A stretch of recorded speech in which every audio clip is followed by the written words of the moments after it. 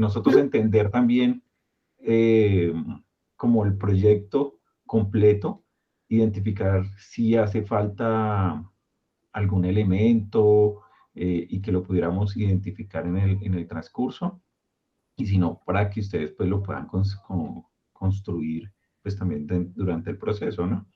Que de eso se trata como estos momentos de interacción. Entonces, regálame un segundo, intento compartir acá. Mi equipo está actualizando algo, voy a detenerlo para que fluya más rápido. Si no, esto va a ser muy lento. A ver.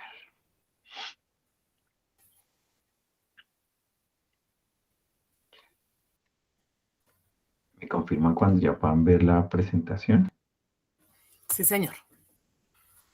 Ok, bueno. Todavía no. Entonces, Todavía no. no. Ah, ok. Vamos, pero todavía no. Ya casi.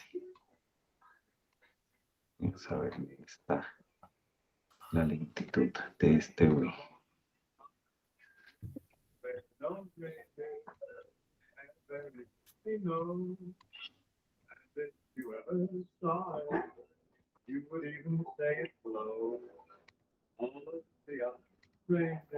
Ya apareció la presentación. Ok. Voy a cancelar este. Ahora sí creo que ya va a moverse más rápido.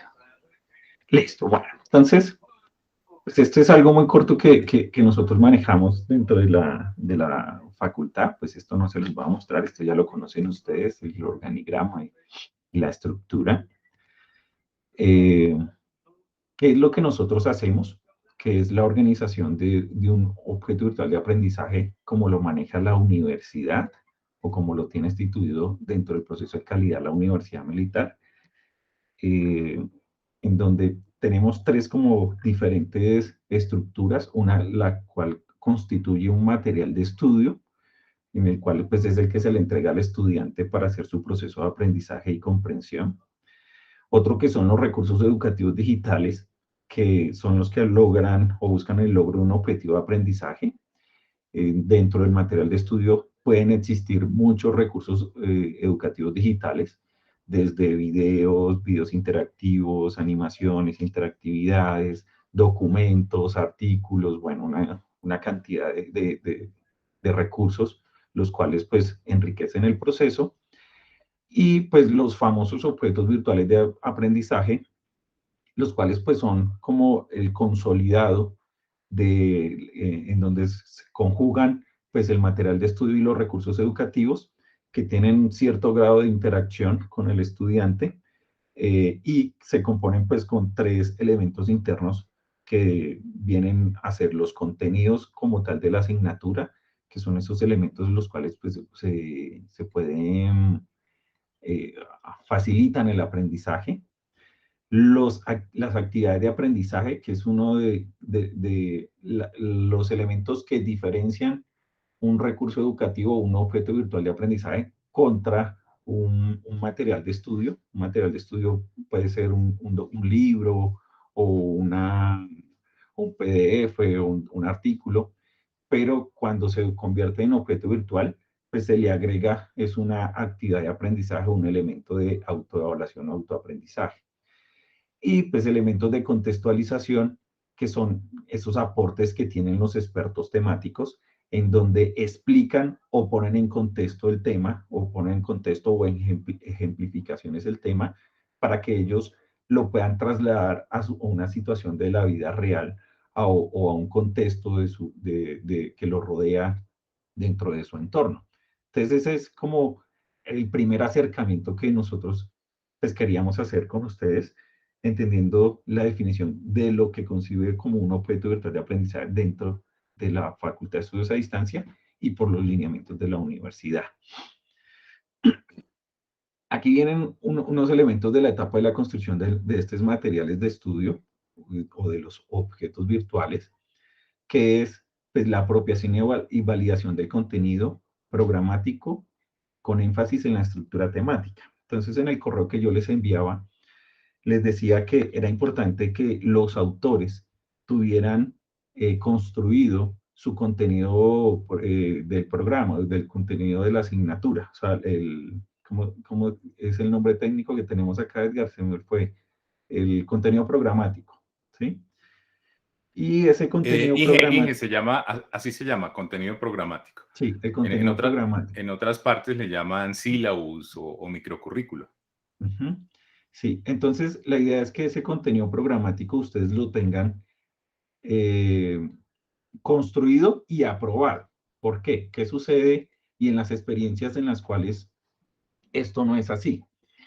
El autor inicia su proceso de construcción y si ese contenido programático no ha sido aprobado, muy seguramente por apreciaciones subjetivas o por elementos de juicio de valor, el autor pues finaliza su proceso de autoría y cuando presenta su documento empiezan como esas pujas de, no, mire, este tema no iba o le hizo falta tal tema. Entonces la idea es limitar o eliminar esos elementos de fricción que se pueden presentar al final. Y aquí sería la primera pregunta para ustedes y es si ya estos contenidos programáticos, nosotros utilizamos el mismo formato que tiene la universidad, o sea, el que está en calidad, para tener como elementos de aprobación. La idea es que el responsable de la especialización, no sé quién sería en este momento, pero esta persona debería a ustedes como autores darles un visto bueno de que ese es el contenido programático antes de empezar a trabajar. O el que tiene el currículo en la mente, o sea, el responsable debería decirles, sí, ese es, entendiendo de que hay un acotamiento en el cual cada asignatura llega hasta un punto y de esa asignatura pues no se pasa y se tocan temas de otras asignaturas que no son pues como, que no deberían ser tocadas para no transgredir al área pues, de otro autor. Esa sería como la primera inquietud que tendríamos. Si ustedes ya tienen esos contenidos programáticos, si ya hicieron la revisión conjunta y si ya fueron aprobados para iniciar el proceso de autoría como tal. Perdón, Oscar, lo interrumpo. Llega la señora decana para darle un saludo especial a mi doctora Ruby, que ya nos encontramos acá iniciando con la actividad. Bienvenida, mi doctora Ruby. Muy buenos Buenos días, días, doctora. pena interrumpir. Bueno, la verdad es que no había ingresado primero porque estoy en comité. Me da pena con ustedes interrumpir, pero ayer habíamos como cruzado una serie de correos en donde cancelábamos la capacitación de hoy precisamente porque habían profes que no podían. Sin embargo, pues veo que 3 de los 4 están acá. ¿Hay algún inconveniente que sigamos o porque pues algunos habían presentado su excusa y por eso había solicitado yo esto? Pero viendo que hay 3, ¿siguen con la capacitación o es que mi De pregunta, parte, creo que de fue con usted? parte de la facultad no hay ningún inconveniente. Igual la estamos dejando grabada por si a la persona que hace falta, si posteriormente él requiere que le hagamos algún proceso de actualización o entendimiento, no hay ningún inconveniente. El ingeniero Lucidio estaba levantando la mano, ingeniero. Mi doctora Rubén, buenos días. Exactamente lo que está mencionando el ingeniero Oscar. Vamos a hacer la grabación del proceso, los vamos a compartir el video para que, pues obviamente, lo revisen con más calma y, dado el caso, pues la persona o el funcionario que no pudo asistir e inclusive los que tengan duda, pues sacaremos otra reunión muy cortica, más sucinta, para únicamente, pues, particularizar los temas en cuestión. Pero sí, lo grabamos y compartimos la grabación para que ustedes obviamente con calma lo revisen y vean los procesos cómo se manejan a nivel de universidad. Gracias, señor decano. Le agradezco mucho. Sí, de verdad que fue que, la verdad, por el cruce de correos entendí que hoy no había y yo hoy tengo comité de investigaciones y posterior consejo de facultad. Entonces yo me excuso, yo no puedo estar. Creo que pues los docentes, en especial la doctora Sandra, pues ella tiene muy claro como el proceso que habíamos hecho desde el documento maestro. Ella tiene creo que los currículos, la arquitectura, pues confío en ella de que pueda colaborarme en ese sentido como de apoyo aquí en esta reunión. Claro que sí, decana, tranquila. No te Bueno, preocupes. entonces, gracias, mi doctora. Entonces yo les pido, pues disculpas, la verdad fue que entendí que habíamos como postergado la reunión, pero bueno, agradezco mucho el tiempo de FAIDIS, de usted, ingeniero, gracias, señor decano, pues por esta capacitación que nos surge. Entonces yo me retiro, qué pena con ustedes, muchísimas gracias. Bueno, doctora Ruy. Buen día, doctora. Ok. Tú preguntabas de los contenidos, Oscar. Sí. Entonces te cuento en qué proceso estamos. Nosotros tenemos todos los microcurrículos, sílabus en un Drive, o sea, esto ya está pues trabajado, digamos, tanto el documento, están todas las competencias de cada uno de los microcurrículos y los resultados de aprendizaje por microcurrículo. Esto pues fue un ejercicio que se vino haciendo este año. En el momento, bueno, porque justo esta especialización estaba en dos momentos. Uno, estaba en su proceso de autoevaluación y dos, estaba presentándose a modalidad virtual, ¿no? Ya tenemos ese documento maestro, por eso fue necesario revisar, digamos, en profundidad los componentes y los 12 microcurrículos que tiene esta especialización, ¿no? Son 12. Entonces, ya está pues con objetivos, con competencias, tanto institucionales como de programa, como de currículo, ¿no? Perdón, de sílabos y resultados de aprendizaje. Sí, ya está. Listo, súper. Entonces, ya con eso que ustedes ya tienen concertado, ese va a ser el insumo inicial. Y nos vamos a centrar en esta primera parte, que es la elaboración de los documentos maestros y de los contenidos. Aquí vendría una siguiente pregunta. Nosotros hemos desarrollado en el último año dos tipos de objetos virtuales de aprendizaje. Uno, que es el que les voy a presentar a continuación. A ver.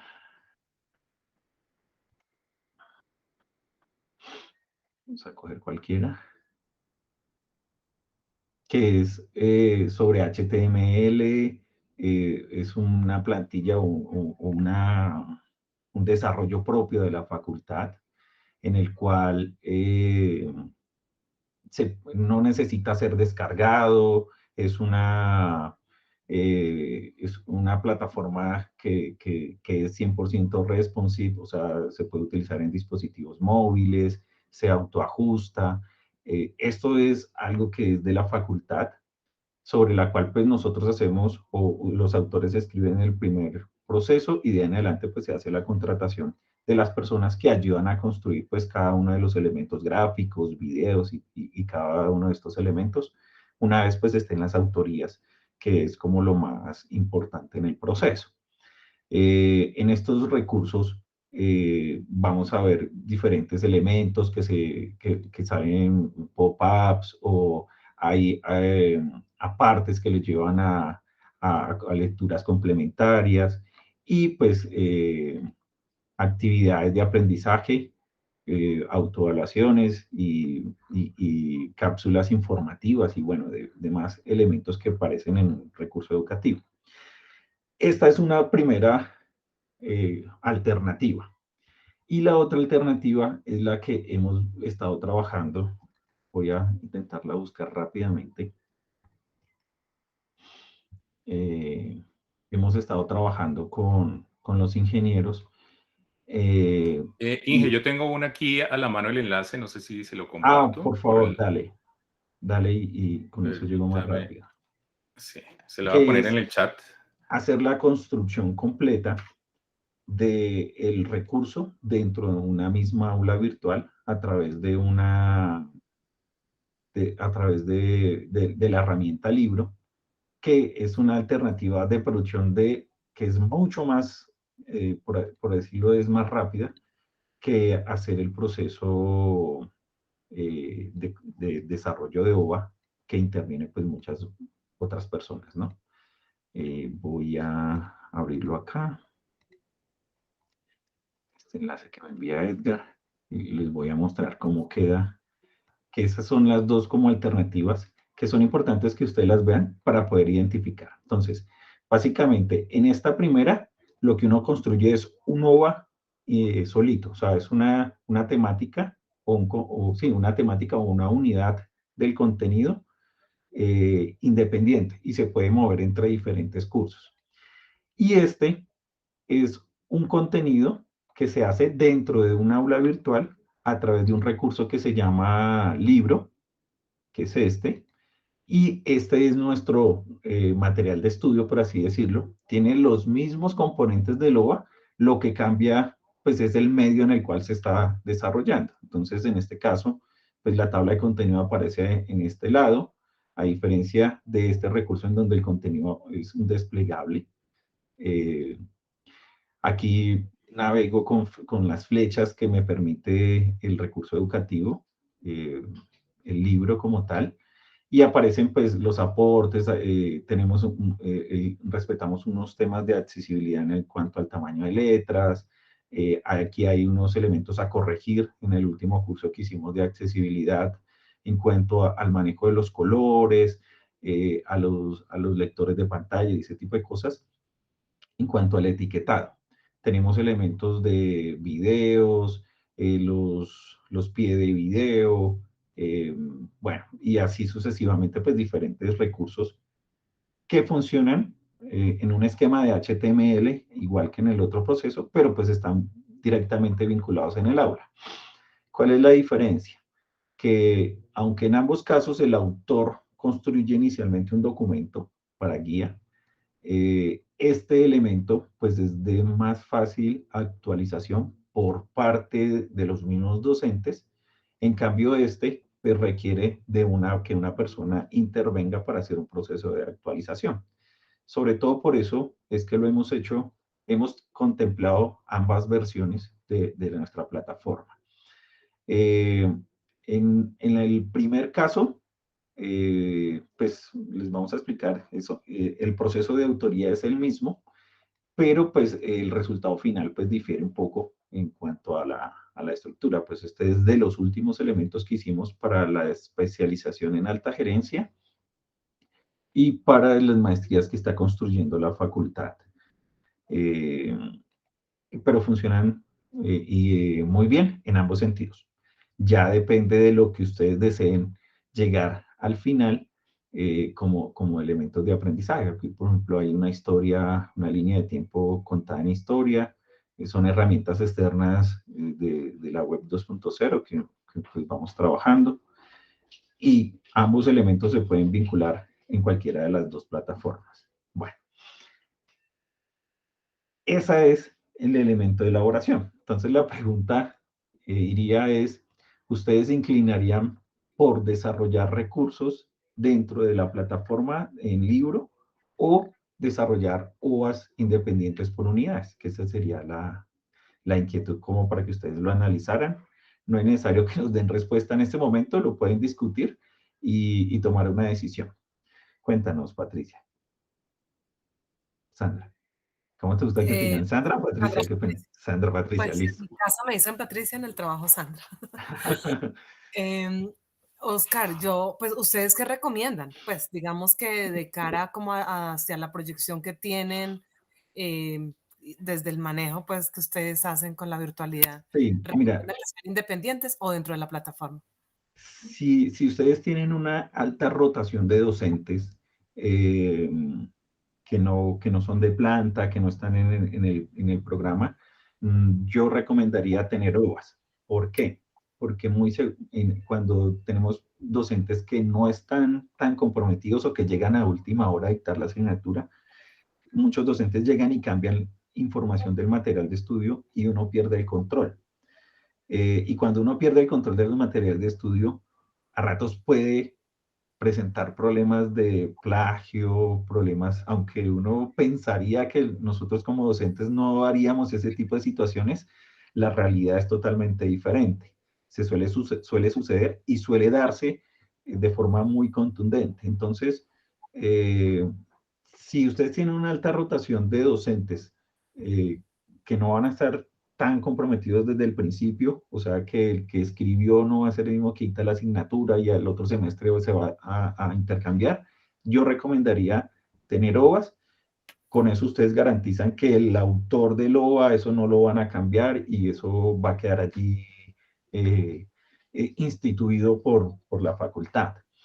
Si ustedes tienen el control, un control muy estricto del aula, una opción de actualización temprana en donde el mismo docente una vez dicta la asignatura, hacen sus comités de currículo y dicen, no, miren, esta asignatura deberíamos agregar un tema o este tema ya no va, la recomendación sería el aula virtual por la facilidad de actualizar y de cambiar contenidos. Esa es mi recomendación, pero depende del escenario de usted. Nosotros en posgrados nos fuimos por esta, pero es porque dentro del plan de trabajo de los docentes queda el compromiso de que si él va a cambiar algo de acá, lo tiene que hacer por escrito, o sea, ya hay como un protocolo para poder hacer ese cambio. Pero si uno no tiene el control de eso, esto se le puede volver un dolor de cabeza, porque si nadie está pendiente, la cosa se puede salir de control.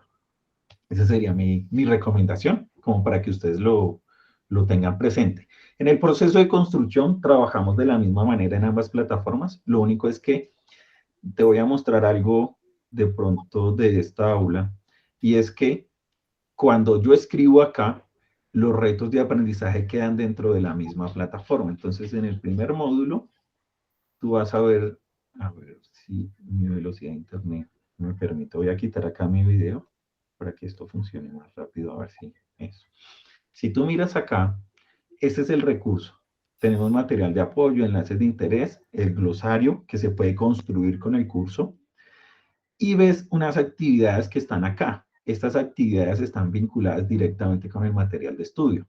Quiere decir que cuando se está construyendo el material de estudio, esas actividades de aprendizaje las hacemos directamente con el aula, cosa que cuando el estudiante esté haciendo pues como el proceso de aprendizaje, va disparando de una vez las actividades y va obteniendo como un baggage o una gamificación en el proceso.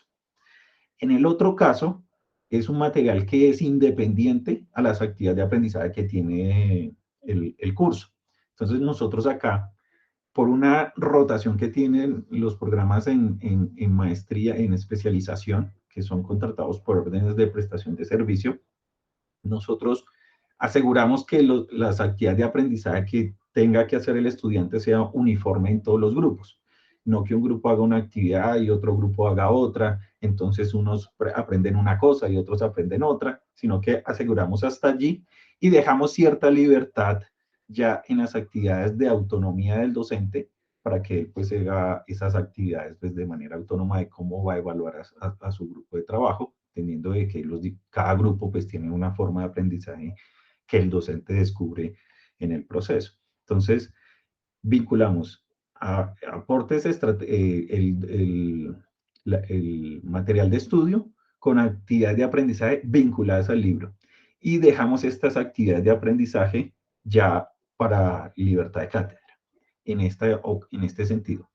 En el otro sentido, pues todo el contenido está acá, dentro del material de estudio, y el docente solamente maneja pues las actividades de aprendizaje de libertad de cátedra de acuerdo al grupo que le toca. Entonces, esas son como nuestras dos diferencias para que tú la tengas presente a la hora de tomar la decisión. Bueno, entonces ustedes, no sé, ustedes nos dirán, dinos, Sandra. Yo creo que lo consultamos, o sea, pero lo consultaríamos, digamos, en la facultad, pero siguiendo tus recomendaciones, pensaría que haríamos las OVAs independientes, o sea, porque sí hay alta rotación de docentes en la facultad. Sí. Entonces, pero eso lo consultamos. Bueno. Listo, perfecto. Sí, esa es una decisión que se puede tomar posterior igual hasta que no se construya, hasta que no tengan el primer machote, por así decirlo, no vamos a empezar, no se empieza a trasladar. ¿Listo? Entonces, la primera etapa que es en la cual se va a capacitar o se va a iniciar el proceso de capacitación es en la elaboración de estos documentos. De ahí en adelante, muy rápidamente, vamos a hacer la relación de medios, elaboración de actividad de aprendizaje, la creación de didácticas de aprendizaje y el diseño de autoevaluaciones, bibliografía y todo en el contexto de aula virtual. Un poco la organización, los documentos maestros tienen una introducción, o sea, es como para que lo tengamos en cuenta. Cada documento maestro lo vamos a trabajar por unidades o por módulos, dependiendo de cómo ustedes hayan realizado la estructura de la malla del contenido del programa. Entonces viene una introducción, un propósito general o propósito específico. Esto hoy en día pues se transforma en los retos de aprendizaje o en las Resultado de aprendizaje. resultados de aprendizaje. Después viene la competencia global o competencia específica, si es que la maestría está conformada de esa manera. Ahí aparece pues ya el marco teórico, conceptual, los temas, el desarrollo de los temas, materiales de apoyo, actividades de aprendizaje, estrategias didácticas de pedagogía, casos de estudio, situación, problema. Pues la idea es que el contenido se construya desde una mirada de pedagogía activa y no desde una mirada de pedagogía tradicional, aunque pues ustedes tienen libertad en cuanto, de acuerdo al tipo de asignatura, se pueda manejar algún otro tipo de pedagogía. Un resumen final, el tema de la bibliografía y el glosario que compone el material de estudio. Así más a grandes rasgos va a estar compuesto. ¿Listo? Nosotros les vamos a compartir esta presentación para que ustedes lo tengan allí. Tipos de recursos que nosotros manejamos o que normalmente incentivamos a que se manejen. Normalmente como autores somos muy dados a que sea texto, pero buscamos en algunos espacios, este no va a ser el único espacio de capacitación. Normalmente con los autores nosotros hacemos una capacitación de video, hacemos capacitaciones de infografía, hacemos capacitaciones de animación, hacemos capacitaciones de audio, para que empiecen a vincular otro tipo de elementos, lo que nosotros llamamos transmedia, al material de estudio. Porque pues la idea es enriquecerlo y que no sea un texto plano, sino que tenga o que favorezca los diferentes estilos de aprendizaje del estudiante en diferentes medios de incorporación. Entonces va a tener lecturas complementarias, va a tener famosos podcasts, narrativa digital, texto y los videos. Tratamos de que los videos sean videos interactivos o un video, los tipos de video quiz que están tan de moda, en donde no solamente se lanza el video completo, sino que en fracciones del video el docente lanza una pregunta para recuperar la atención del estudiante. El tema de fotografía, esquemas de animación, interactividades en donde pues, se lanza una pregunta o un juego de rol. Y infografías, trabajamos mucho el tema de infografía, videografía, en donde se puede resumir 2 o 3 páginas en un simple en un simple texto y se acompaña con un audio para la comprensión. Entonces, ese es como los tipos de recursos que trabajamos. Algunos elementos importantes. Nosotros buscamos las pausas activas a la lectura cuando tenemos documentos muy largos. Buscamos como sacar al estudiante no del contexto, sino llevarlo a otro recurso digital que le permita hacer una descripción o tener una expresión o hacer una analítica de lo que está sucediendo o hacer una cuantificación para que no sea todo el componente de texto. Bueno, entonces yo creo que aquí le doy la palabra a Edgar, como para que empecemos a visualizar en dónde se va a ver cada uno de estos elementos. Como entregables somos muy rigurosos realmente. ¿Por qué? Porque cuando a nosotros o a las personas que van a terminar construyendo el elemento, el autor le hace falta un entregable, se trunca el proceso de construcción. O sea, cuando estamos construyendo las OVAs, estas cosas acá, Si nos hizo falta esta imagen, pues quede bloqueado porque es que ya, o por lo menos la descripción sí, subir aquí una imagen, pero la descripción no dice, no, es una imagen de dos personas conversando, o que nos digan que sea más tangible qué es lo que se quiere desarrollar. Por eso buscamos que la entrega final sea muy completa para que no nos hagan falta elementos. Y somos muy rigurosos en esa entrega o en ese proceso de entrega para que estos elementos pues no se pierdan y no se tergiversen.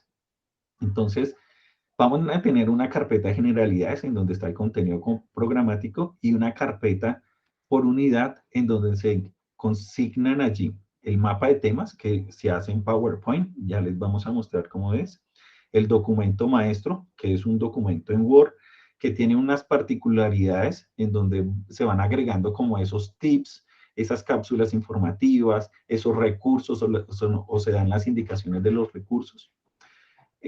Una carpeta donde están las imágenes numeradas, las cuales nos permiten identificar imágenes que ustedes pueden encontrar en la web o en algunos bancos de imágenes que nosotros les podemos compartir.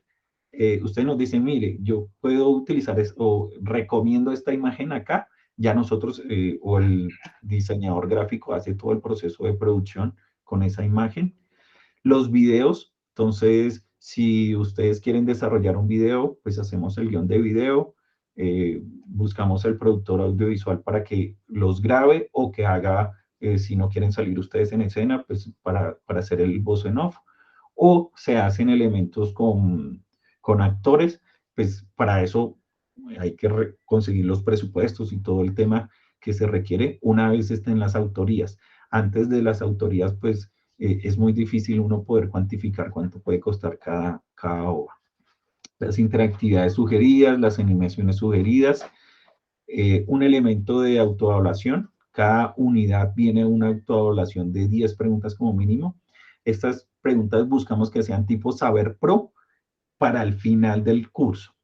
Pero dentro del curso, estas interactividades y vamos a ver unas herramientas de aprendizaje que están vinculadas dentro de cada una de las temáticas para reforzar el proceso de aprendizaje. Estos son como nuestros procesos. En el proceso de elaboración, ¿me regalan un segundito?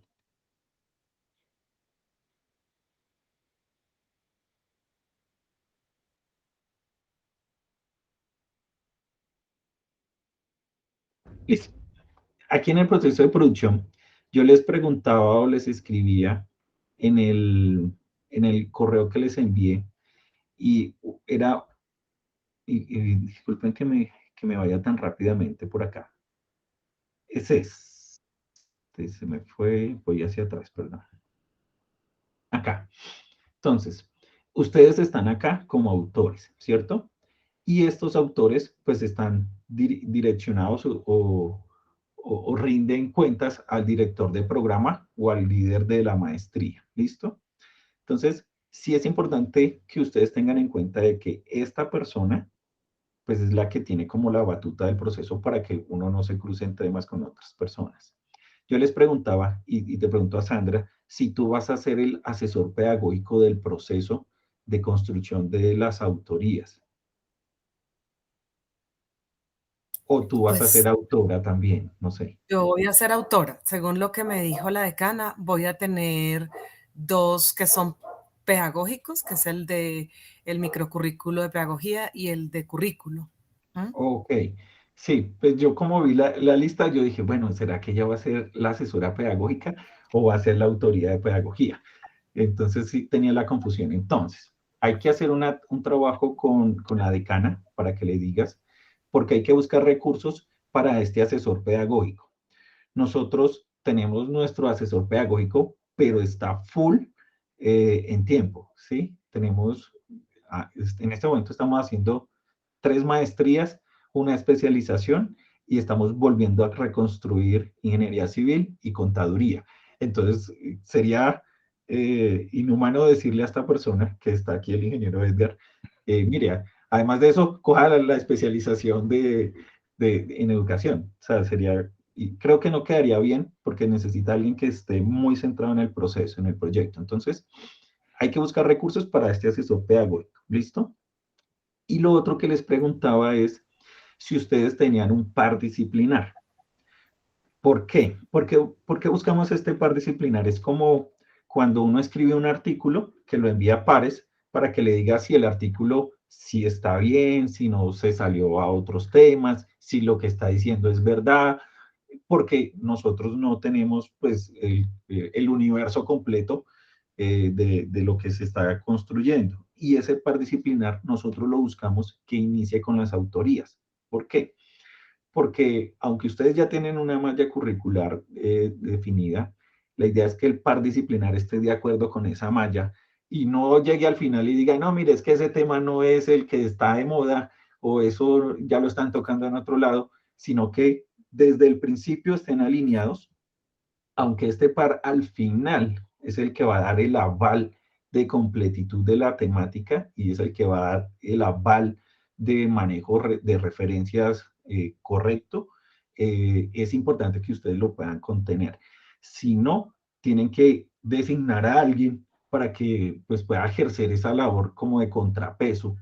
Y se los recomiendo, de verdad que se los recomiendo. Cuando nosotros iniciamos el proceso y no teníamos los pares disciplinares, a final del proceso, cuando ya estaba construido, era que se hacían como esas discusiones curriculares y empezaban a decir, no, mire, es que ese tema no es así, o mire, es que ese autor es muy viejo, pero ya todo el proceso había finalizado. La idea es que ese par disciplinar pues empiece con ustedes desde el principio y los acompañe en el proceso validando la pertinencia de las temáticas, el alcance de las mismas al nivel en el cual ustedes lo están proponiendo y el respeto a los derechos de autor con las referencias que se están manejando. También nos ha pasado que cuando se ha terminado y el par disciplinar no ha hecho bien su tarea o no está el par disciplinar, hemos encontrado autorías con 70 o 80% de plagio, lo cual pues nos lleva a un problema jurídico, nos lleva a problemas legales, a pérdidas de tiempo, a replantear todo el proceso. Entonces, como se les decía al principio, asumimos que nuestros autores y nuestros docentes respetan muy bien el tema de plagio, de propiedad intelectual, pero la experiencia nos ha dado que no es así. Y siempre hay que hacer alguna corrección, ya sea porque se citó mal o porque X o Y motivo, pero es mejor tener el par disciplinar. Eso es otra recomendación. En lo que conozco, creo que al par disciplinar se le paga lo mismo que lo que se le cancela a una persona que hace una revisión de un documento para un proyecto de grado. Algo así tengo en conocimiento. Y entre estas tres personas es que se hace el proceso de construcción de la autoría. El proceso es el mismo, pero el asesor pedagógico pues lo que le da es de lineamiento de acuerdo a los resultados de aprendizaje del programa, de acuerdo a la intención, a la metodología que ustedes quieran implantar dentro del programa para que el autor pues siga esa línea pedagógica y el par disciplinar pues es como el contrapeso que está a la par del autor en cuanto al conocimiento para que pues, lo que se escriba allí tenga como una validación y no sea solamente lo que el autor esté escribiendo o quiera decir. Esa es como nuestra recomendación en este proceso inicial. De ahí en adelante, lo que se requiere es contratar el personal de construcción. Dime, Sandra. Oscar, una pregunta. ¿Ese par disciplinar podría ser el docente de cátedra que está impartiendo esa asignatura o se requiere otro perfil? No, puede ser el docente de que está impartiendo la asignatura. Lo que se recomienda es que no sea el mismo autor. O sea, la idea es que esté separado de la autoría, que Sí, de sea acuerdo. una visión externa del autor, pero sí puede ser el mismo docente. Ustedes ya pues definen internamente si le van a reconocer en horas o en dinero a este par disciplinar que haga esa revisión. Pero sí puede ser, ojalá pues, si lo pones en ese término, me parece que es el más acertado porque es el que tiene mayor conocimiento de la asignatura. Por supuesto. Vale, muchas gracias. Ok. Bueno. De ahí en adelante ya es producción. De ahí en adelante es plata, la verdad. Es conseguir el dinero para contratar al diseñador instruccional, al productor de video, al diseñador gráfico. Nosotros lo podemos asesorar. Y pues es el ejercicio. Tenemos unos lineamientos también muy rigurosos con cada uno de ellos, pero pues en su debido momento pues se tomarán en cuenta. En este momento pues no tiene sentido de quitarles tiempo explicándoles este tipo de cosas, pero sí somos muy rigurosos con ellos, sobre todo en propiedad intelectual y en la construcción de qué es lo que quiere la universidad como producto final.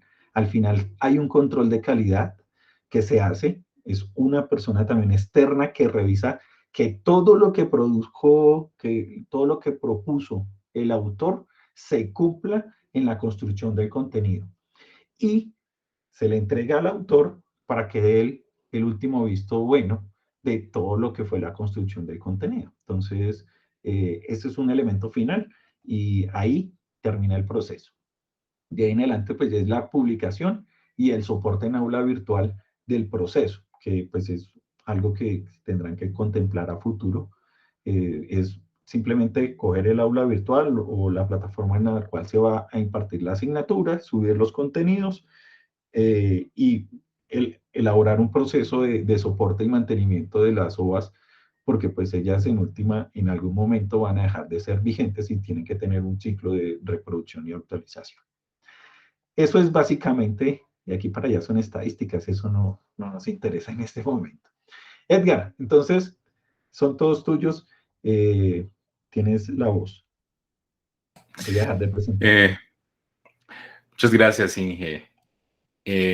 Bueno, en primer lugar, la pregunta es, ¿hasta qué horas tenemos disponibilidad? Esa es una muy buena pregunta. Se había planteado, Edgar, y no sé si los que están acá, pues llegando a las 10, les contaremos. Sí, es probable que no alcancemos, es probable que no terminemos hoy, ¿sí? Es decir, porque este tema de la construcción de la autoría, que es en el que nos vamos a centrar, ¿cierto? Digamos, algunos elementos, algunos aspectos de la autoría, pues demanda ciertas particularidades, entonces eventualmente necesitemos de pronto de otra media horita o de otros minutos en otra sesión, así que pues por mi parte no habría problema, podríamos hacer una segunda sesión donde pues digamos podamos terminar el tema. De igual forma, pues el ingeniero Oscar ya nos adelantó bastante información sobre digamos, en qué consiste la construcción de nuestros OVAs. Me va a permitir entonces compartir por acá. Voy a compartir una pestaña únicamente. Ustedes me confirman, por favor, si están viendo la presentación. Sí, ya. Sí, señor. Muy bien, perfecto. Muy bien. Bueno, voy a empezar diciendo que la autoría, pues efectivamente, como ya lo ha notado el ingeniero Oscar, es un proceso de producción intelectual, pero a la par también es un proceso creativo, donde por lo menos de parte de los autores demandamos algún tipo de apertura mental, de creatividad, o por lo menos así ha acontecido en nuestra Facultad de Estudios a Distancia. A veces nuestros autores llegan a la facultad pensando que van a construir un artículo o que van a construir un libro, y de pronto es allí donde está como el choque, porque en efecto van a desarrollar unos contenidos de manera textual, pero ese texto va a estar enriquecido con una serie de elementos, de materiales multimediales, de tal suerte que pues a lo largo del proceso de autoría van a tener que proponer una serie de videos, de infografías, de interactividades, y estos recursos están ligados a unos guiones. Entonces allí es donde a veces surge como el choque, ¿sí? Como que esa persona que fue contratada o que fue vinculada de pronto se encuentra con estos guiones o que tiene que hacer unos guiones o pensar en la producción de un video, y entonces viene como un choque ahí, si se quiere, creativo, o de pronto no se lo esperaba, y este tipo de cosas, pues, digamos, van a aparecer en el camino, en el proceso de construcción. Yo me traje muy respetuosamente esta imagen para resumir un poco a veces la percepción que tengo yo en la construcción de las autorías. Y tiene que ver con que, bueno, los autores a veces se contratan durante algún tiempo, 4 meses, ¿cierto? Y digamos que el proceso comienza muy bien, comienza con bastantes detalles, pero claro, como están abocados al desarrollo de un término contractual, pues al final empiezan los afanes, las carreras, y a veces yo percibo que las autorías terminan como se está mostrando en la imagen, como que a la carrera la autoría termina así, como no tan bien como se había iniciado. Otro aspecto que a veces no sucede, y esto ligado, digamos, al proceso creativo, es que nosotros o el mismo autor imagina unas cosas, ¿cierto? Pero al final de cuentas, de pronto el resultado no es el que se esperaba, ¿cierto? A veces el resultado no es tan satisfactorio o de pronto sí, es diferente a lo que se había pensado o imaginado el autor en un comienzo. Entonces, por eso es importante, digamos, que haya una articulación permanente en el proceso de construcción de la autoría. Es decir, que el autor, por ejemplo, no se nos pierda, ¿cierto? Es fundamental que esté en permanente comunicación con el asesor pedagógico, con el par disciplinar, ¿cierto? Para que haya una articulación permanente. A veces el autor aparece por allá a los 4 meses diciendo, mire, esto fue lo que yo hice y esto es lo que ya está listo ahí para entregar. Y pues de pronto ahí viene nuevamente el choque, ¿sí? Porque, digamos, el autor no estuvo sujeto a ese proceso permanente de acompañamiento. De pronto tenía una idea en su cabeza, y al final de cuentas tenemos que bajarlo de la nube y decirle, no, eso por ahí no es, eso que usted propone como video no es, entonces, profe, tiene que repensar las cosas y tenemos que construirlas de otra manera. Entonces, esto para, digamos, recalcar que el proceso de autoría tiene que ser un proceso de acompañamiento permanente, es decir, todo el tiempo debe haber una interacción con el pedagogo y con el revisor disciplinar, con esa persona que va a validar. El ingeniero Oscar ya nos mostró unos tipos de OVAs, o por lo menos los 2 tipos importantes de OVAs que estamos trabajando, pero yo en particular quiero hacerles hincapié, o por lo menos recomendarles a los autores la lectura de algo que nosotros tenemos desarrollado como manual de autor. Voy a abrirlo aquí muy rápidamente para mostrarse. No sé si lo están viendo, por favor me confirman. Sí, señor. Bueno, Sí. este manual de autor recomiendo que se tomen, digamos, el tiempo necesario, pues al menos unas 2 horitas para leerlo. Tiene la misma configuración del primer OVA que mostraba el ingeniero Oscar, es decir, en la parte izquierda lo que llamamos un texto principal, en la parte derecha el medio principal, ¿cierto? Ahora, en el texto principal seguramente ustedes van a encontrar una serie de hipervínculos o enlaces a otros recursos, ¿cierto? Pero siempre vamos a conservar esta estructura, ¿cierto? La estructura es texto principal a la izquierda con enlaces, medio principal a la derecha, ¿cierto? Y vamos a encontrar también eventualmente esto que ya mencionaba él, como unas pausas pedagógicas o unas cápsulas informativas. Son como unos llamados de atención hacia el estudiante, donde le vamos a brindar como información de datos, de cifras importantes, donde normalmente pretendemos cautivarlo con algún dato, con alguna cifra, con alguna estadística, con alguna frase célebre, algo que sea cautivador y que de alguna manera rompa un poco con la monotonía del texto o del desarrollo intelectual que hay plasmado. Entonces, es la invitación primera a que se den o se tomen, digamos, el tiempo necesario para leer. Este digamos, es básicamente un tutorial donde contamos cómo es el proceso de construcción de autoría, ¿cierto? Hay algunas cositas que han cambiado, ¿sí? Unas pocas, pero en general, digamos que está la base, ¿cierto? Algunas de las ayudas que mostró el ingeniero Oscar, pues están acá con detalle, digamos. Por ejemplo, están los pasos para la construcción de la autoría. Ahí están los elementos mínimos que debe tener lo que llamamos el documento maestro o guión de autoría, también se le llama así. Entonces, importante que le den una lectura muy detenida, muy juiciosa, que revisen todos los hipervínculos. Esto pues tiene audios, videos, y nos cuenta cómo es el proceso de creación de videos, por ejemplo. Entonces, esa es la primera invitación, a que se tomen el tiempo para leer este que se llama el manual de autor. Entonces, ahí están todos los pasitos. Yo recomiendo que lo hagan mire, me he encontrado frecuentemente con autores que no lo hacen. Y al final de los 4 meses de producción de la autoría están preguntando qué es una infografía o qué es una interactividad. Y uno entonces se pregunta, bueno, ¿qué pasó ahí? El autor probablemente no leyó el manual de autor, no tiene idea no diferencia qué es una infografía de una interactividad, ¿sí? Entonces, de lo que se trata es de apropiarse, de empoderarse de este manual de autor, de conocer los diferentes tipos de recursos que utilizamos nosotros. A veces los autores de pronto, por ahorrarse el tiempo de la lectura de este manual de autor, entonces, al final de cuentas nos proponen un material con solo fotos, ¿sí? Y entonces, pues es aburrido, realmente es aburrido y no es lo que buscamos. Bueno, volvemos aquí a nuestra presentación. Entonces, ahí está la tarea, manual de autor. Eso es lo primero que deben hacer. Bueno, en general, aquí digamos un resumen de lo que nosotros pretendemos con nuestros OVAs, en particular con los de posgrados. Yo me traje esta presentación que tiene una orientación hacia posgrados principalmente. Y pues digamos lo que se pensó para el caso de los posgrados es la construcción de un núcleo, ¿cierto? De un componente nuclear, es decir, que tiene efectivamente unos textos, con una serie de recursos, infografías, imágenes, audio y video, también con algunas propuestas de lecturas complementarias, ¿cierto? Pero, digamos, en un componente periférico, pues tener la posibilidad, como veíamos allí, el ingeniero Oscar nos mostraba en una de nuestras aulas cómo estaban también desarrollados unas actividades, por ejemplo, podrían ser unos casos de estudio, unos juegos de rol, unas actividades de aprendizaje de diverso orden, simulaciones. Ese es el tipo de productos transmediales que nosotros, digamos, aspiramos a desarrollar en este proceso.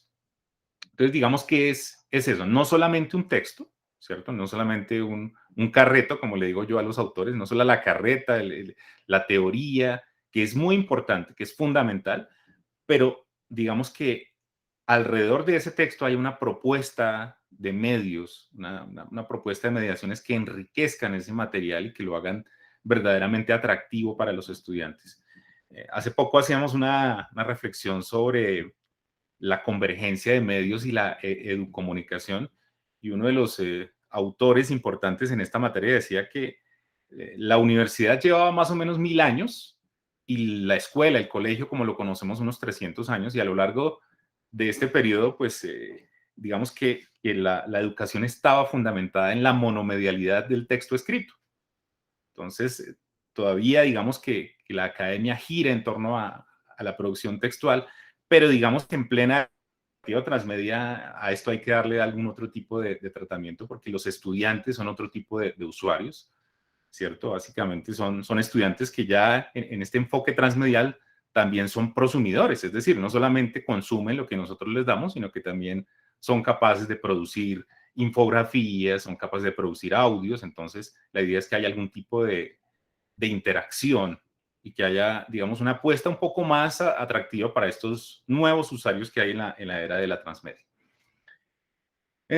Bueno, ya el ingeniero Oscar nos había adelantado, pero sí me parece importante recalcar cuáles son los roles o cuáles son los actores que hay alrededor del proceso de construcción de contenidos en la autoría. Entonces, el eje central es el autor, es el experto temático que está contratado, que está vinculado al proceso para la creación. A este autor, pues, lo contrata un director de programa, en el caso nuestro de la Facultad de Estudios a Distancia. Normalmente este director de programa es el mismo supervisor del contrato, ¿cierto? Es la persona que vincula, que contrata. Entonces, casi que es fundamental la presencia de él, porque de alguna manera garantiza que efectivamente se dé el cumplimiento de la autoría o de la construcción de la autoría en los términos o en los tiempos que se espera. Está el revisor disciplinar, que ya se mencionó, ese otro experto en el tema, que de alguna manera va a validar, ¿cierto? Va a validar desde el contenido programático, va a validar el mapa de temas, va a validar la construcción del documento maestro y al final, digamos, la entrega global del material.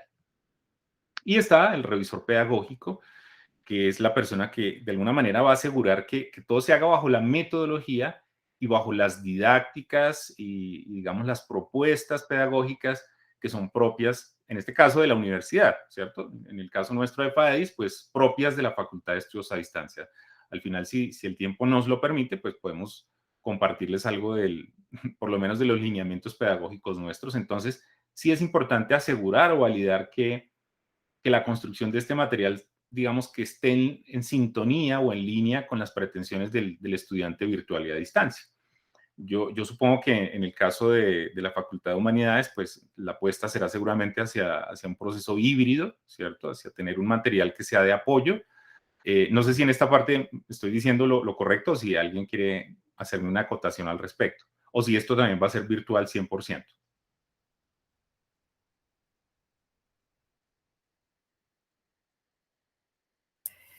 No, Edgar, las dos cosas. La intención es que sea virtual 100%, porque la intención del señor rector es que el programa de especialización universitaria lo podamos difundir a nivel nacional, con especial énfasis hacia el sector defensa. Entonces, creería yo que la intención es esa, que sea 100% virtual, independiente del presencial que tenemos. O sea que, digamos, dejar esa claridad. Perfecto, o sea, estamos hablando de un programa 100% virtual, o sea, muy parecido a lo que hacemos nosotros en la Facultad de Estudios a Distancia. Entonces, sí, pero es posible que los recursos que se trabajan para la virtualidad se utilicen en los ambientes presenciales, ¿no? Claro, o sea, también tendrían una implicación híbrida, o sea, lo que hoy en día se llama el blended learning. O sea que, claro, va a servir de material de apoyo, y en el caso de los presenciales, pues va a servir de material para un aprendizaje invertido. O sea que sería fantástico. O sea, lo vislumbro positivo. Muy bien. Entonces, estos tres... Antes de que continúes, es importante que en esa definición de la estrategia de aprendizaje que ustedes van a construir, tengan en cuenta si van a ser 100% autónomos, cuál va a ser el porcentaje de participación del docente en la virtualidad, si los estudiantes deben de reunirse o participar síncronamente, cuál va a ser ese porcentaje de participación síncrona. En la facultad, nosotros tenemos ya definidos ciertos elementos de esto, pero desconocemos desde Humanidades cuál es la intención. Entonces es importante que esa intención la tengan clara los autores, el revisor pedagógico y el par disciplinar, porque los tiempos que se vinculen dentro de esta autoría en cuanto a la dedicación del estudiante, a la dedicación del docente, a la dedicación de actividades de aprendizaje, pues tiene que estar alineado pues con esa estrategia. Si es 100% autónomo, pues el ejercicio de autoría es mucho más fuerte.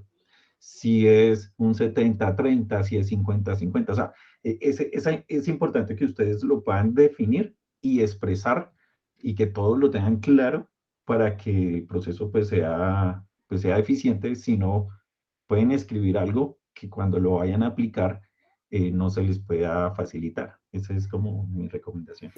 Sí, y a propósito de esto último, pues claramente si el proceso de formación va a ser totalmente virtual, pues casi que este material que se va a construir pues va a hacer las veces de tutor. Es decir, toda la información que va a necesitar el estudiante para su proceso de formación la va a encontrar en este material. Y ya en ese caso el tutor en aula pues va a ser una persona que va a tener más un rol de facilitador, de orientador, de pronto de responder algunas dudas, inquietudes, ¿cierto? Que es diferente a lo que está sucediendo hoy en día con el proceso de educación remota asistida con tecnologías. Los profesores pues siguen haciendo su cátedra, sus sesiones, pero pues acuden básicamente a la videoconferencia. Entonces son dos cosas totalmente diferentes, ¿cierto? En este caso, el estudiante sería, es decir, el proceso recaería totalmente sobre el estudiante. El estudiante haría una autogestión a partir de la creación de este material, ¿cierto? Sandra tiene la mano levantada, Edgar. Sandra, no estaba viendo, perdón. Tranquilo, es que quisiera saber ustedes cómo manejan los programas desde FAEDIS. ¿Cuál es el porcentaje de autoría, el de participación, el sincrónico? ¿Cómo es la fórmula de ustedes? Solo por conocer. Sí, la facultad en los programas a distancia son 100% a distancia. Quiere decir que el estudiante es dueño de su proceso de aprendizaje.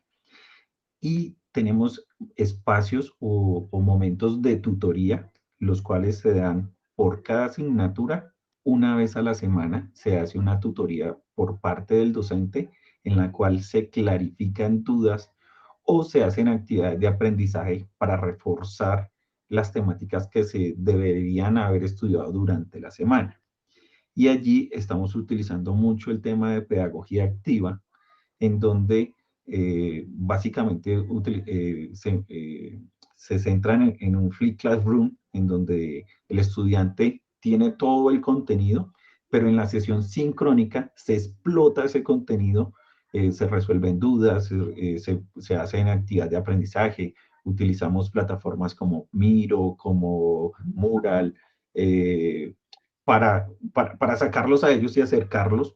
Normalmente son muy tímidos, pero cuando se utilizan ese tipo de estrategias se explotan y dan a conocer sus percepciones, sus ideas, se contextualiza de acuerdo al sitio en el cual viven, cada uno aporta sus ideas y se hace de esa manera.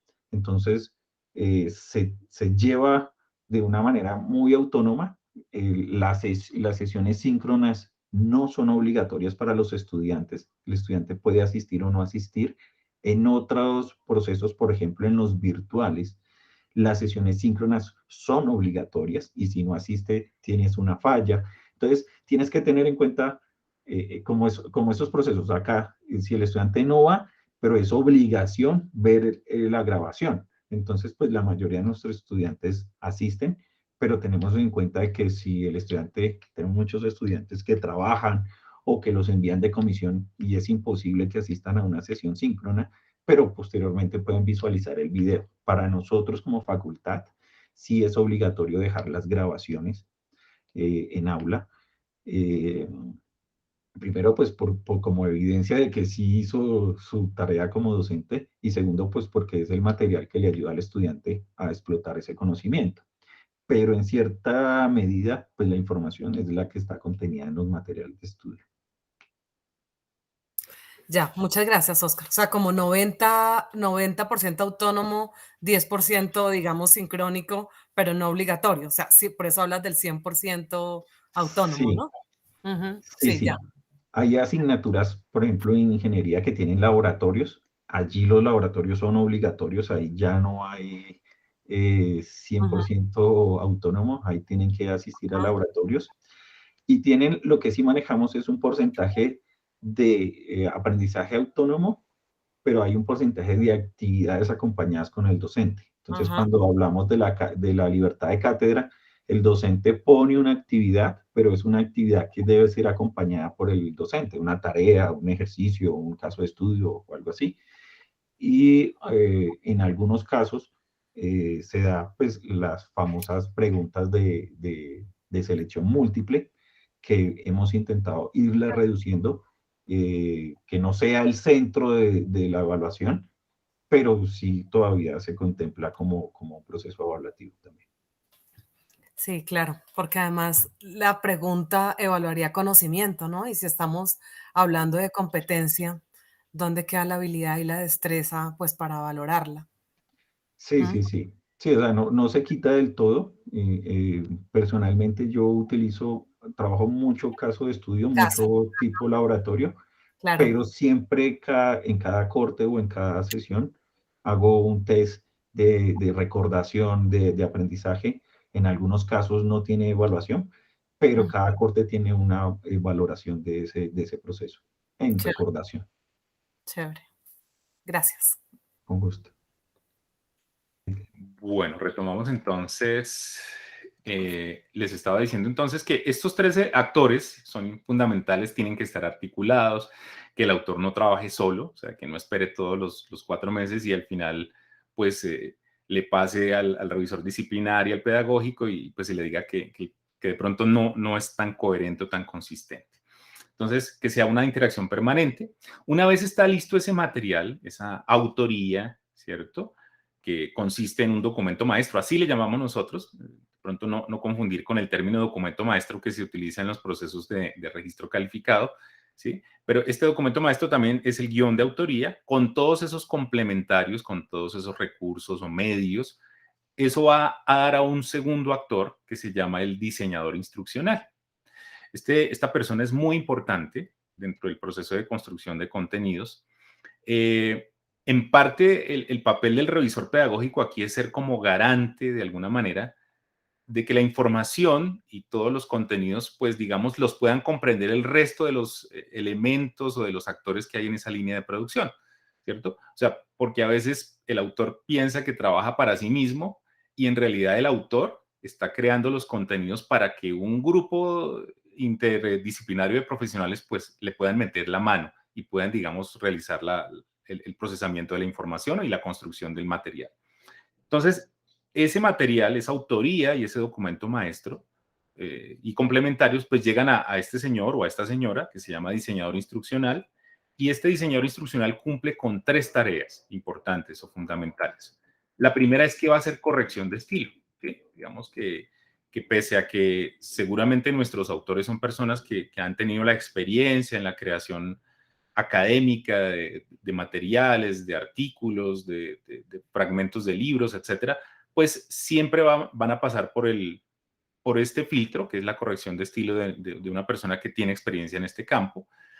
Va a hacer un control de fuentes o esa revisión de fuentes a través de la herramienta Turnitin, que seguramente ustedes conocen, asegurando por lo menos que este material no tenga información textual que supere, por ejemplo, un 20%. Al menos ese es el parangón que tenemos nosotros en la Facultad de Estudios a Distancia. La idea es que la información textual de otras fuentes no supere ese porcentaje porque digamos que, como ya lo referenciaba, lo relacionaba el ingeniero Oscar, podemos tener alguna clase de conflicto por derechos de autor.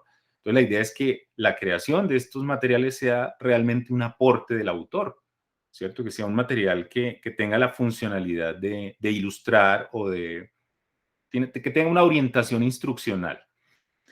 Y por último, entonces él hace una adecuación comunicativa, es decir, toma esa información y la adecúa de la mejor forma, de tal suerte que el material sea mucho más digerible o más accesible para los estudiantes.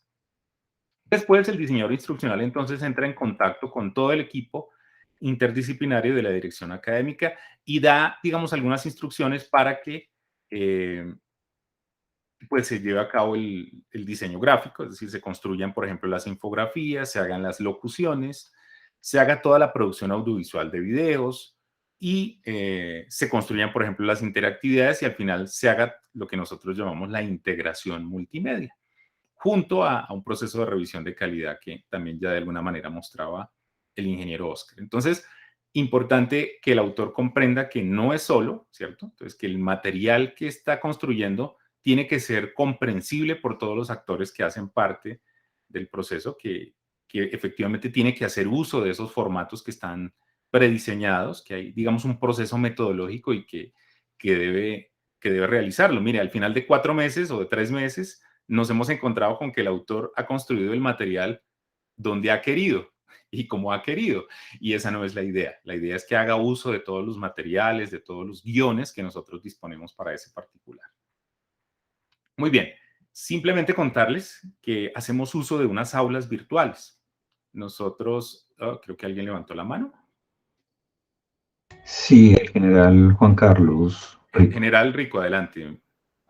Gracias, Edgar. Muy interesante estos aspectos que nos está comentando, pero yo tengo la siguiente inquietud. Digamos que nosotros tenemos definido en este momento el director del programa, los autores, tenemos pendiente el revisor disciplinario, el pedagógico, pero el diseñador instruccional nos lo aporta FAEDIS junto con el equipo interdisciplinario. General, nosotros lo que hacemos y poco lo que hemos entendido es que vamos a trabajar como si fuera un proyecto externo en donde hay que solicitar los recursos para contratar a estas personas y estas personas pues rinden como la responsabilidad directamente a la Facultad de Humanidades pero nosotros con el mayor de los gustos ejercemos el proceso de seguimiento y de capacitación, pues de alineamiento de estas personas, que es el diseñador instruccional, el productor de video, y de acuerdo al resultado cuando ya estén las autorías. Porque, Ok. ¿qué sucede? Si ustedes contratan a un diseñador instruccional, en este momento, él no va a tener nada que revisar. Entonces, hasta que no esté la primera autoría, y ojalá en grupos, porque normalmente un diseñador instruccional puede hacer 2 autores al tiempo, ¿sí?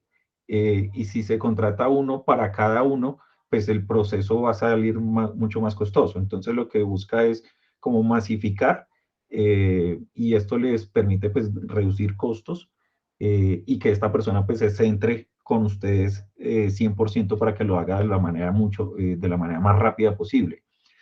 ¿Por qué no se hace en este momento? Normalmente en autorías, y somos muy sinceros, hay autores que en 3 meses ya tienen la autoría lista. No es un proceso sencillo, es un proceso que lleva tiempo si se hace a conciencia. Pero hay autores que se pueden demorar hasta 1 año. Y O eso más. depende, o más. Y eso depende pues de la habilidad de cada cual. El que lo hace en 1 mes realmente genera muchas dudas, porque cuando uno hace propiedad intelectual en 1 mes, lo más seguro es que ha sido una recopilación más que una autoría, que es algo que ustedes también tienen que definir.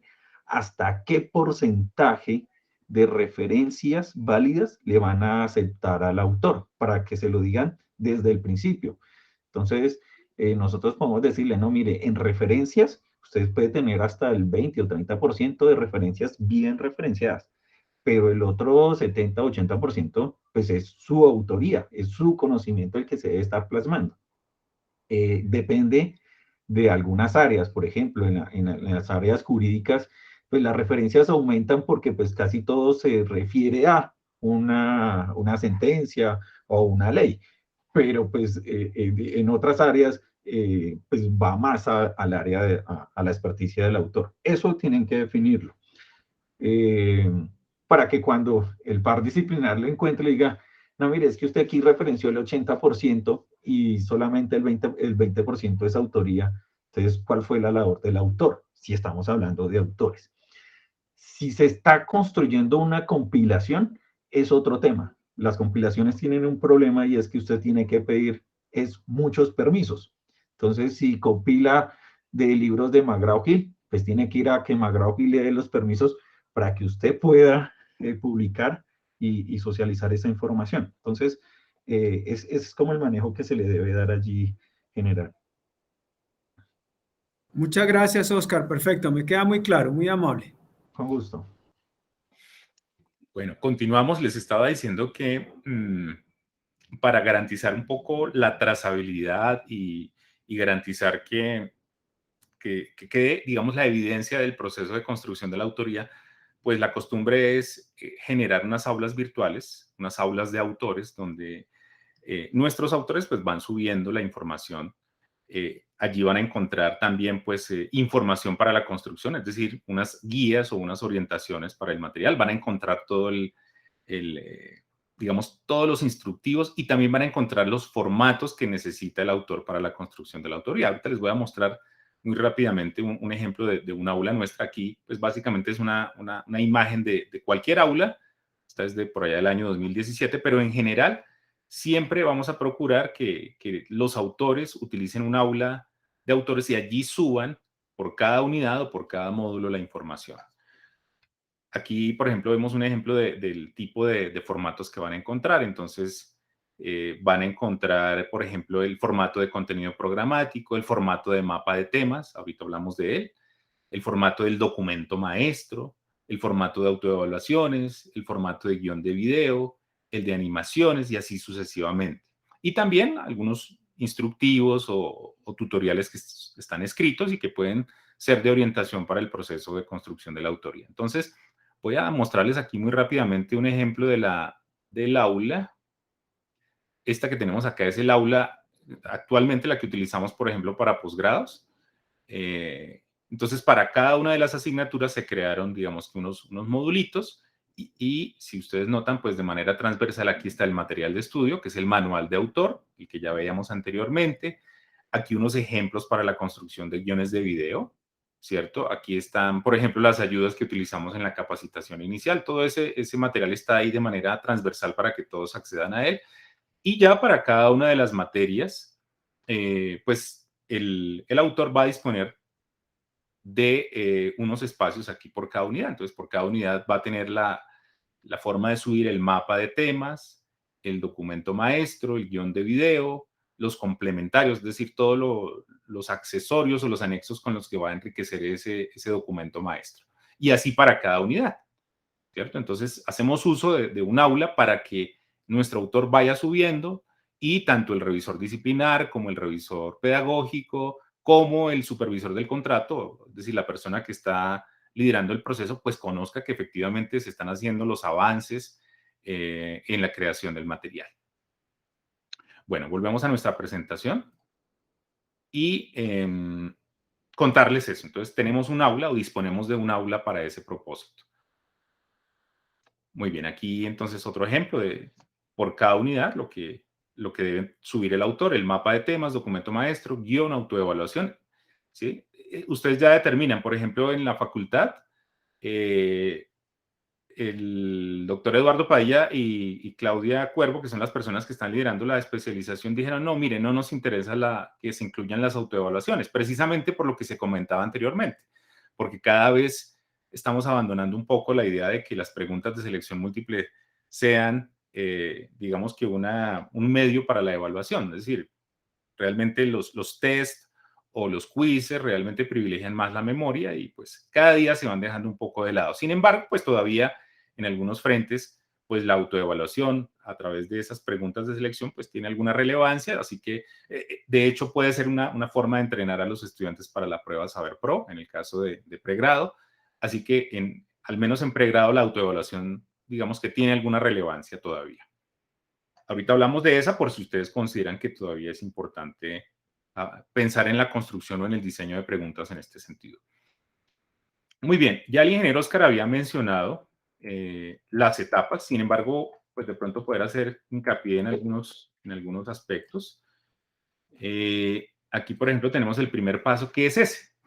Tener a la mano el contenido programático. Ustedes nos comentaban que ya ese aspecto está, es decir, que están creados los microcurrículos o los sílabos, y eso es fundamental, y ese es el punto de partida de la autoría, ¿sí? He tenido casos donde los autores han arrancado a construir la información, a crear la autoría, y todavía no está ese material, entonces eso es inconsistente. Este es el punto de partida, es decir, contar con ese contenido programático, es clave. Está ya la elaboración del documento maestro, es decir, volcar toda esa experiencia, toda ese bagaje académico que ustedes tienen como autores, ya desarrollarlo conceptualmente en ese documento maestro, ¿cierto? Pero a la par, también hay que ir pensando en la elaboración y construcción de unos medios, es decir, todo eso que veíamos como imágenes, infografías, de eso vamos a hablar seguidamente. A la par también, y este es un aspecto sumamente crítico, la elaboración de actividades de autoaprendizaje, ¿cierto? Es decir, esas didácticas que involucran la gamificación o que involucran un poco el juego. Ahorita más adelante pues vamos a hablar de ellas. Junto también a la creación de las didácticas activas que mencionaba el ingeniero Oscar. Esto es clave, esto es crucial. Entonces pensar en el desarrollo de actividades en donde el estudiante esté circunscrito en situaciones muy cercanas a la realidad, entonces aprendizaje basado en análisis de casos, aprendizaje basado en problemas, aprendizaje mediante proyectos, aprendizaje basado en retos. Eso es clave, crucial en estas nuevas tendencias de educación. También diseñar las autoevaluaciones, como les decía, si hay lugar, toda la parte de referenciación bibliográfica, el glosario, la introducción, el resumen. Y ya si se cumple la información, pues si está, digamos, nosotros utilizamos un checklist, si al final, pues todo está completo, pues entonces hacemos el proceso de validación del proceso y entrega final, que consiste en la firma de los documentos de calidad y también en la suscripción de un formato de cesión de derechos, ¿sí? Esto es importante que, digamos, mencionarlo porque pues de alguna manera los autores le ceden a la Universidad Militar el usufructo de estos materiales. Los derechos morales se conservan, es decir, el autor seguirá siendo el creador y a él se le seguirá haciendo el reconocimiento, pero ya la parte relacionada con derechos de usufructo, de comercialización o uso para fines de lucro, pues los tendría la universidad. Entonces el autor firma un documento y le cede toda esta parte a la Universidad Militar. Por lo menos hacemos ese proceso en la Facultad de Estudios a Distancia. Muy bien, les decía que el punto de partida de la autoría pues es el contenido programático. De allí pues nuestro autor debe hacer un mapeo de los temas y subtemas hasta un segundo nivel. Esto es crucial, esto es clave, porque cada uno de los cuadros que se definen como temas principales y cada uno de los cuadros que se definan como subtemas hasta un segundo nivel, pues vienen siendo o vienen convirtiéndose en lo que para nosotros es una pantalla de nuestro OVA o de nuestro objeto virtual de aprendizaje. A veces los autores pasan esto por alto, lo ven como un esquema más, y no. La definición de temas y subtemas que nosotros hagamos acá, pues digamos que de alguna manera va a ser la estructura de nuestro OVA. Por eso es fundamental tener claro el contenido programático. Es decir, si tenemos contenido programático, pues fácilmente podemos hacer el mapeo de temas y subtemas. Entonces, un formato muy similar a este que estamos viendo acá es lo que nosotros conocemos como mapa de temas y que es clave para nosotros en todo sentido. Y por último, entonces, a partir de lo que definamos en este mapa de temas, pues creamos nuestro documento maestro, ¿sí? Es decir, estos tres elementos que vemos aquí en pantalla deben ser consistentes. Es decir, la información que haya aquí en nuestro contenido programático en cuanto a títulos, orden, jerarquía, debe ser la misma que aparezca aquí en este mapa de temas y debe ser la misma que aparezca aquí en esto que se llama documento maestro. Y aunque yo lo estoy diciendo en este momento, acá, en este momento, cuando se va a hacer la revisión, la primera o segunda revisión, no son consistentes la información en los tres documentos. O sea, yo lo garantizo, lo aseguro. Se va a hacer la primera revisión y aún así, pese a haber hecho esta presentación y haber dicho, mire, tienen que ser consistentes estos tres elementos, contenido programático, mapa de temas y documento maestro, normalmente hay algún desajuste, normalmente no son consistentes, aparece algún tipo de desajuste que no corresponde, o por ejemplo en el documento maestro no aparece desarrollado alguno de los subtemas que se propuso acá, o al revés, de pronto está el tema propuesto en el mapa de temas o en el contenido programático, pero quedó sin desarrollar aquí en el documento maestro. Entonces, estos tres son clave. Si usted, digamos, tiene presente eso, la consistencia de estos tres elementos, pues seguramente que va a ser mucho más fácil el desarrollo, la producción intelectual. Aquí básicamente recordarles el aspecto que tiene el contenido programático, donde hay información pues, del objetivo general, la competencia global de la asignatura, ya unas competencias específicas y un espacio donde aparecen, digamos, los temas y subtemas que va a tener, digamos, esta asignatura. Nosotros en FADEIS nos hemos dado algunas licencias, hemos hecho algunas apuestas, pues tratando de no salirnos de este esquema, pero pues pensando un poco en lo que mencionaba el ingeniero Oscar, en los famosos resultados de aprendizaje del decreto 1330. Estamos por ahí, digamos que haciendo algunos experimentos, esperemos que esto pues se pueda, digamos, adecuar con el tiempo. Entonces, este es el contenido programático, o al menos este es el aspecto que tiene, ese formato. Como les decía, de allí pasamos a este mapa de temas, ¿cierto? Este mapa de temas pues nos va a permitir hacer el mapeo, ¿cierto? De temas en un primer y hasta un segundo nivel. A esto me refería yo con los cambios. De pronto nosotros hemos estado hablando más de metas de comprensión e indicadores de desempeño, pero yo escuchaba que ustedes pues siguen hablando de propósitos y competencias, entonces probablemente ese será, digamos, hagan caso omiso de esto y seguiremos hablando entonces de propósitos y competencias.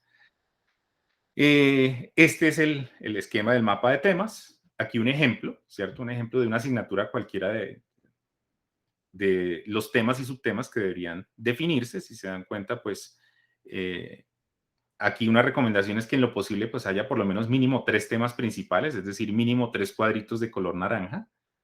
Y pues la definición de sus correspondientes subtemas. ¿Cierto? Cada cuadro que esté definido en este esquema, pues para nosotros va a ser una pantalla.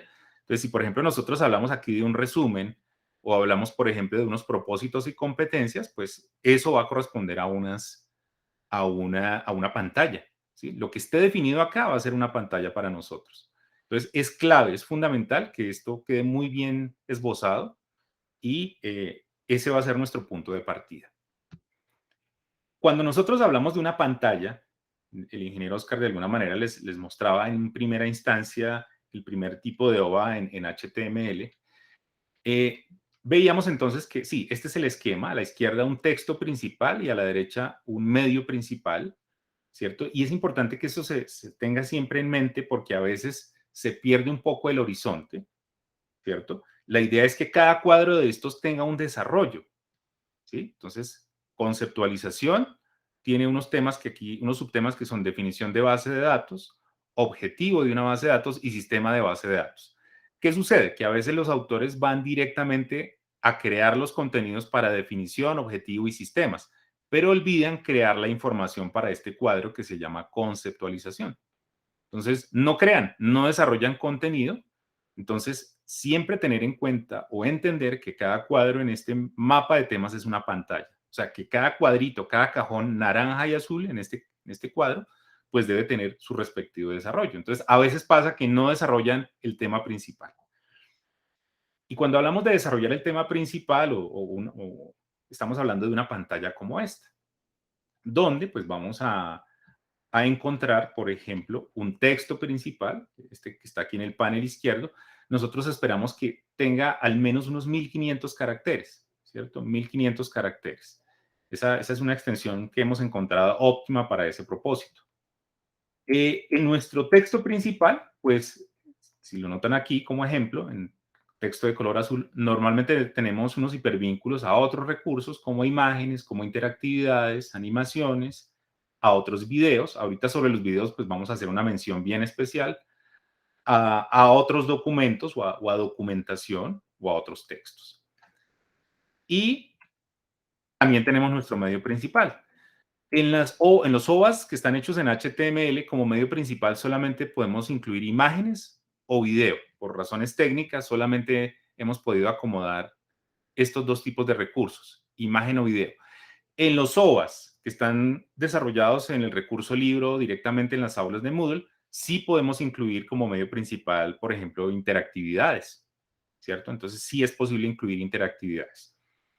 Entonces es un detallito técnico para tener en cuenta, ¿cierto? Si son las OVAs del primer tipo, entonces como medio principal solamente vamos a poder poner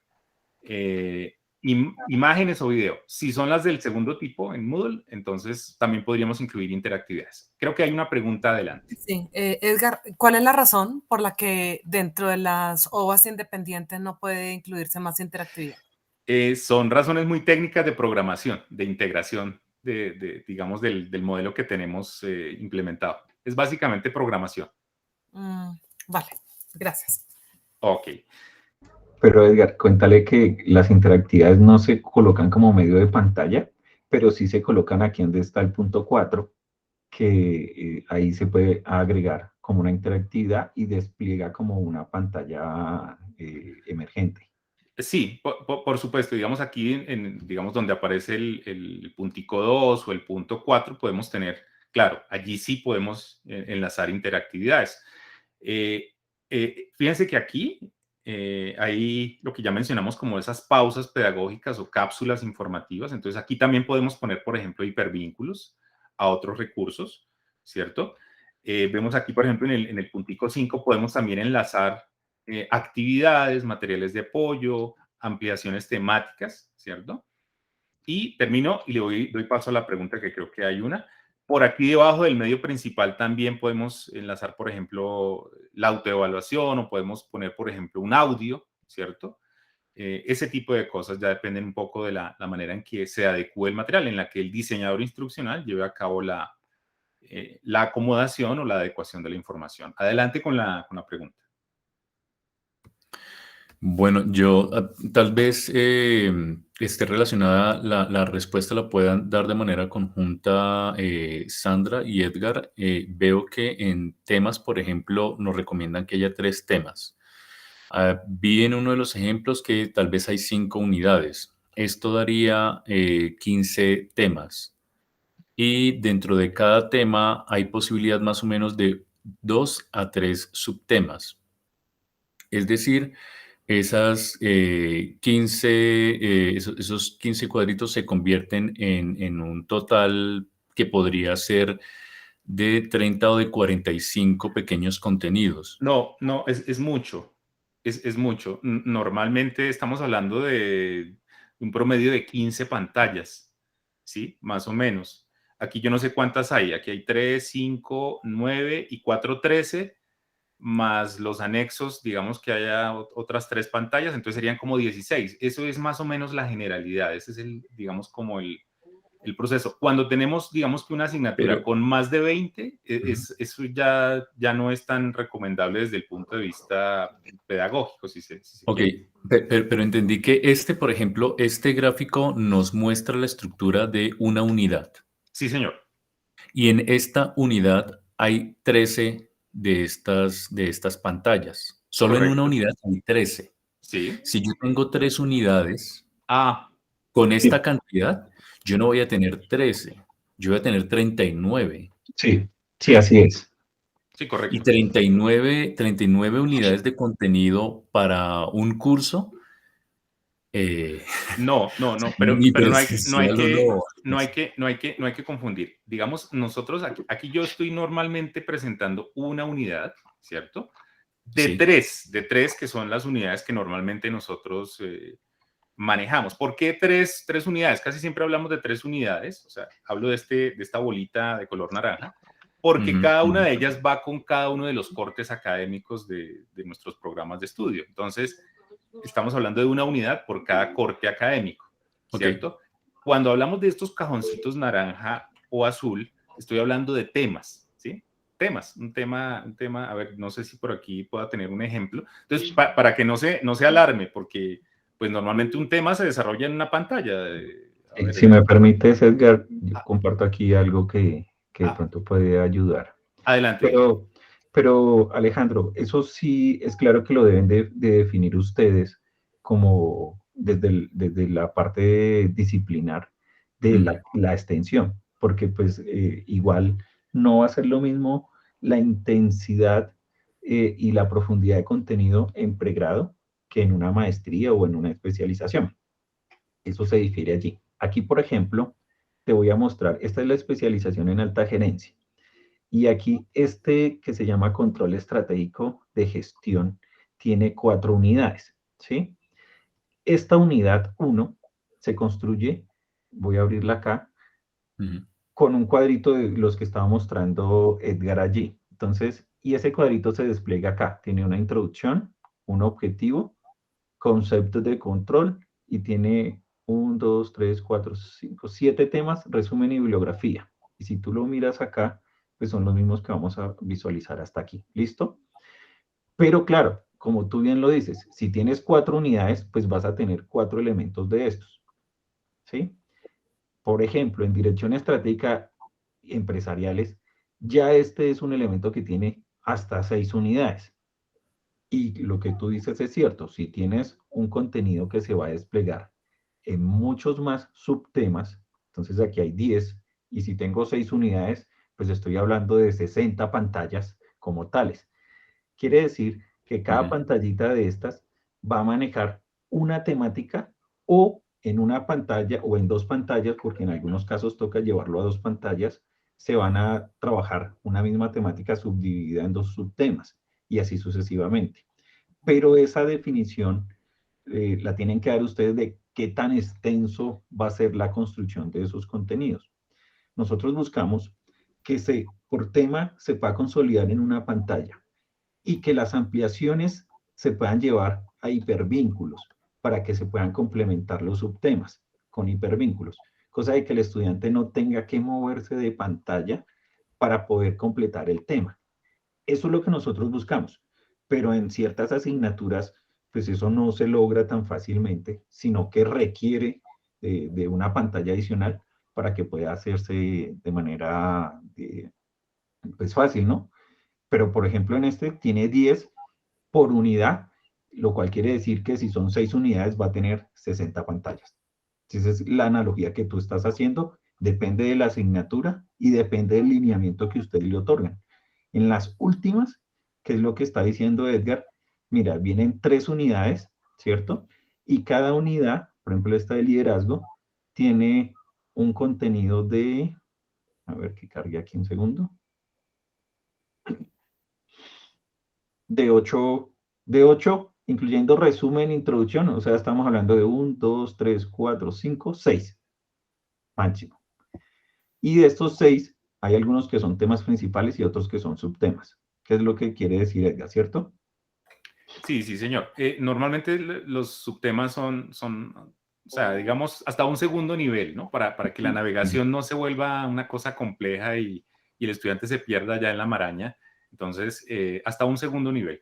Pero esos subtemas se verían reflejados ahí en ese índice o en ese contenido. Ajá, exactamente. Dejo de compartir, Edgar. Gracias. Una precisión. Hay una precisión que quiero hacer. A ver, creo que... Permítanme.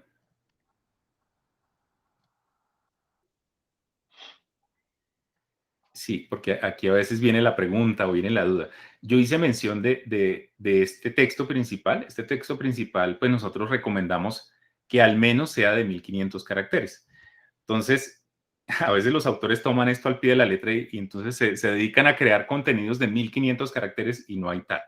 O sea, un tema o un subtema, la idea es que tenga al menos esa extensión, porque probablemente muchos temas pues van a ser mucho más extensos que 1500 caracteres. ¿Qué es lo que sucede? Que nosotros tratamos de acomodar esa extensión que aparece ahí, esa recomendación, en la pantalla principal. Si el texto, por ejemplo, es más largo que esos 1500 caracteres, pues lo que hace nuestro diseñador instruccional es acomodar esa información como una ampliación temática o como una documentación adicional en un hipervínculo, ¿sí? Para que no se preocupen, porque muchos me dicen, oiga, es que mi tema da para más de 1500 caracteres, da para una extensión mucho mayor. Entonces, lo que hace nuestro diseñador es eso, acomodar un texto que sea, digamos, digerible en la pantalla principal, pero ya el resto, entonces, lo acomoda en algo que nosotros llamamos, por ejemplo, una documentación, ¿cierto? O una ampliación temática, ¿cierto? Entonces, lo que no alcanza a caber en esa pantalla principal se hipervincula y se manda por allá a otra pantalla. No sé si eso es claro.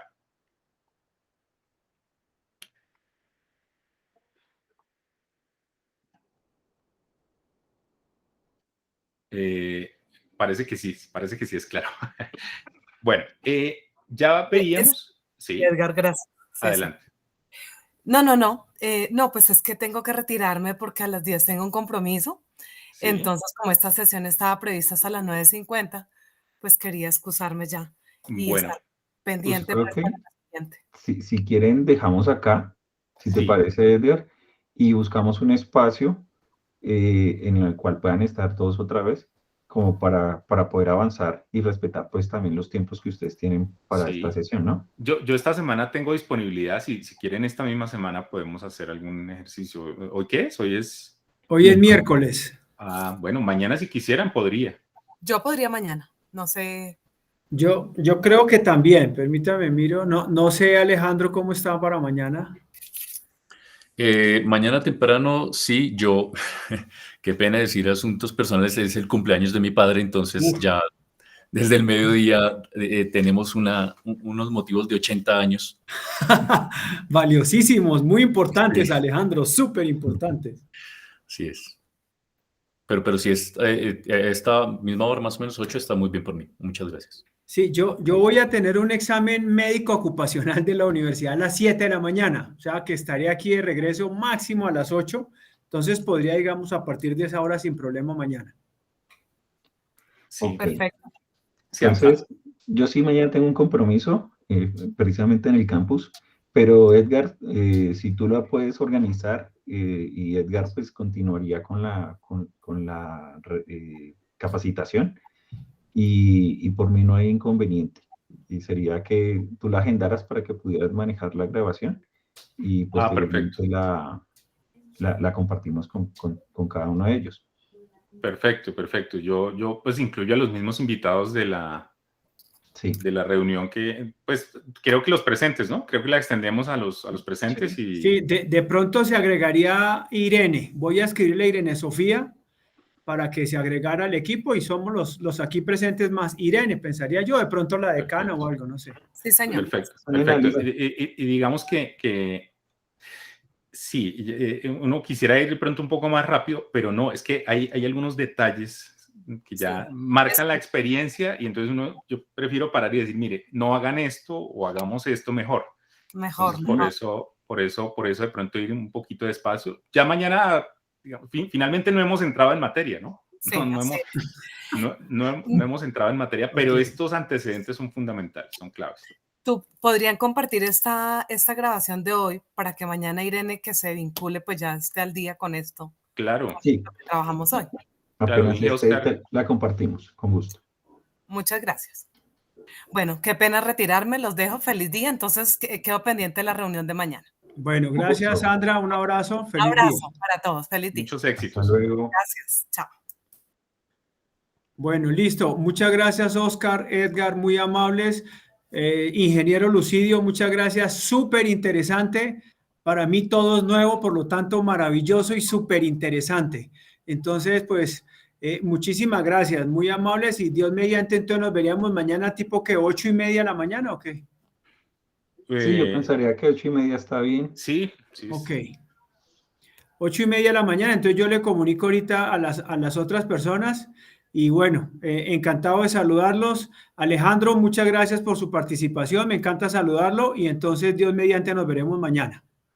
Un gusto, general, por supuesto. Okay. Bueno, muchísimas gracias por la invitación nuevamente y bastante claro la exposición mañana a las 8:30. Muchas gracias. Okay. Bueno, Buen muchas día. gracias. Hasta pronto y feliz día, que estén bien. Hasta luego. Muchos éxitos.